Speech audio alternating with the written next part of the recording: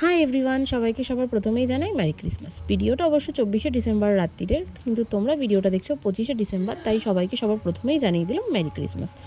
Video title আর thumbnail দেখে তো তোমরা বুঝেই গেছো আমরা মেলায় এসেছি। হ্যাঁ, আমরা মেলায় এসেছি। তো শীত পড়ে গেছে চাকি, আর চারিদিকে মেলা মিলন উৎসব তো শুরু হয়েই গেছে। তো তার মধ্যেই আমাদের কাটোয়ার এক্সপো মেলা শুরু হয়ে গেছে। মেলা অবশ্য কিছুদিন আগেই শুরু হয়ে গেছিলো, তবে আমাদের আর আসা হয়নি, কারণ আমরা বাড়িতে ছিলাম না, আমরা গিয়েছিলাম শ্যামনগর ঘুরতে। তবে আজকে আমরা তিনজনে মিলেই চলে এসেছি মেলা ঘুরতে। তো এই যে আমরা তিনজন মেলার মাঠের কাছে চলে এসেছি, আর হেঁটে হেঁটে গাড়িটা গ্যারেজে রেখে দিয়ে আমরা তিনজনে মিলে চললাম মেলার মাঠের উদ্দেশ্যে। তো আমাদের তিনজনকে কেমন লাগছে সেটা কিন্তু কমেন্টে জানিও। তবে এখনও ভালোভাবে সন্ধে হয়নি, চারিদিকটায় ভালোই আলো আছে। তো তোমার দাদাভাই সবার প্রথমেই চলে এসেছে টিকিট কাউন্টারের দিকে, আর এটা হলো মেলার এন্ট্রি পথ। তো তোমার দাদাভাই আগে টিকিটটা কেটে নিয়ে আসুক, তারপরে আমরা আস্তে আস্তে মেলার দিকে যাব।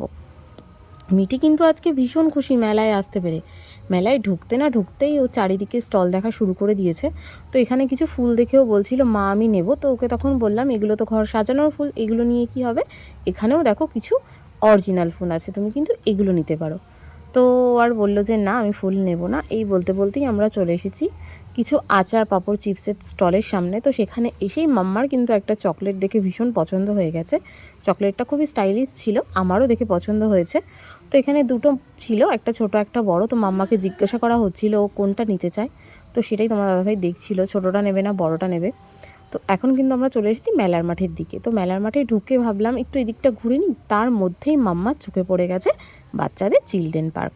তো সেটা দেখেই উনি আগেই বলে বসলেন মেলা পরে ঘুরবো, আগে আমি এখানে উঠবো, এখানে চড়বো, আনন্দ করব। তো প্রায় 40 থেকে 45 মিনিট মেলার আমাদের এখানেই নষ্ট হয়ে গেছে। উনি ভেতরে আনন্দ করেছেন, আর আমরা দুজনে মিলে বাইরে দাঁড়িয়ে দাঁড়িয়ে ভিডিও করেছি। আর ওকে রেখে তো আমরা মেলাতে ঘুরতেও যেতে পারছিলাম না, কারণ মাম্মা এখানে একা একা থাকতে পারবে না, আমারও ভয় করবে ও যদি নেমে চলে আসে আমাদেরকে দেখতে না পেয়ে।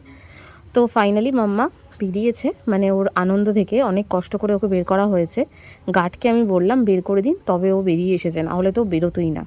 তো এই হলো মেলার মাঠের চারিদিকটা, ভীষণ ভালো লাগছিল, চারিদিকে আলো আলো। আর এখন প্রায় চারিদিকটা অন্ধকারও হয়ে গেছে, আমরা যখন এসেছিলাম তখন অনেকটাই আলো ছিল। আর মাম্মা চারিদিকটা ঘুরে ঘুরে দেখছিল আর বলছিল বড় নাগরদোলনাটায় সে নাকি চড়বে। আমি ভয়তে কোনো দিন চড়তে পারলাম না, আর সে নাকি চড়বে। তো এখানে হচ্ছে মেলায় এসে টাকা ধ্বংস করার জায়গা, যেখানে এসে মানুষ লটারি নামক বস্তুর ওপরে প্রচুর পরিমাণ টাকা নষ্ট করে। তো তার মধ্যেই তোমাদের দাদাভাইও পড়ে, এসেই সে বল ফাটানোর জন্য চলে এসেছে, মানে বল না বেলুন। তবে আমার এগুলো একদম পছন্দ নয়, উল্টোপাল্টা টাকা নষ্ট করা। আমি মেলায় এসে কিছু খেয়ে নেবো, মিঠিকে কিছু কিনে দেবো, সেটা ভালো লাগে, বাট এই সমস্ত জিনিসের পেছনে পয়সা নষ্ট করতে আমার কিন্তু একদম ভালো লাগে না। কিন্তু তোমার ভাই টিপটা খুবই সুন্দর, প্রতিদিনই প্রায় সবগুলো বেলুনই ফাটিয়ে ফেলে। তবে আজকে আমি জানি না ওর কি হয়েছে, একটা বেলুনও ওর ফাটেনি।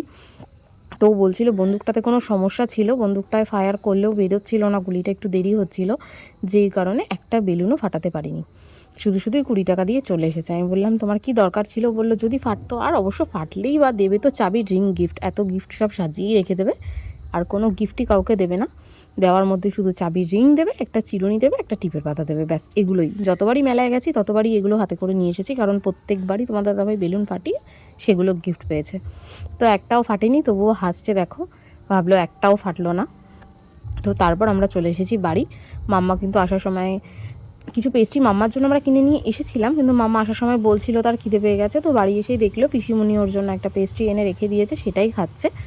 আমরা কিন্তু মাম্মার জন্য পেস্ট্রি কিনেছি, বাট মাম্মাকে লুকিয়ে, যেটা মাম্মাকে কালকে গিফট দেওয়া হবে। তো বাড়ি এসে মাম্মাকে রেখে আমরা আবার বেরিয়ে পড়েছি তার গিফটের জন্য, কারণ তার সে অনেক বড় একটা লিস্ট বানিয়েছে, যেটা কিনা তার স্যান্টার কাছে চাই। তো প্রত্যেকে স্যান্টা তো তাদের বাবাই হয়ে থাকে, তো বাবাকেই যেতে হচ্ছে সেই সমস্ত গিফট আবদার পূরণ করতে।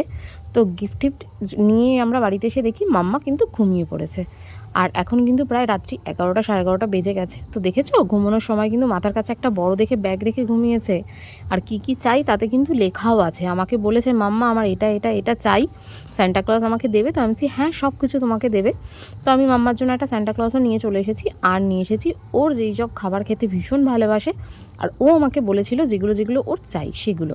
তার মধ্যে কিন্তু পেস্ট্রিটাও আছে, বাট পেস্ট্রিটা এখন আমি ফ্রিজে তুলে রেখে দিয়েছি, যেটা কাল সকালেও ঘুম থেকে ওঠার আগে ওর মাথার কাছে রেখে দেবো, সেটা তোমরা একটু পর দেখতে পাবে। তো ছোটো ছোটো ছোটো ছোটো ওর যত রকমের চকলেট পছন্দ আমি সব নিয়ে চলে এসেছি, আর কেক বিস্কুট ও যেটা যেটা চেয়েছিল মোটামুটি সবই এনে মাথার কাছে রেখে দিলাম। তো এখন কিন্তু রাত 12টাও বেজে গেছে, আর এখন হয়ে গেছে সকাল। সবাইকে আবারও মেরি ক্রিসমাস, কারণ আজকে পরের দিন হয়ে গেছে। মানে আজকে 25 ডিসেম্বর হয়ে গেছে।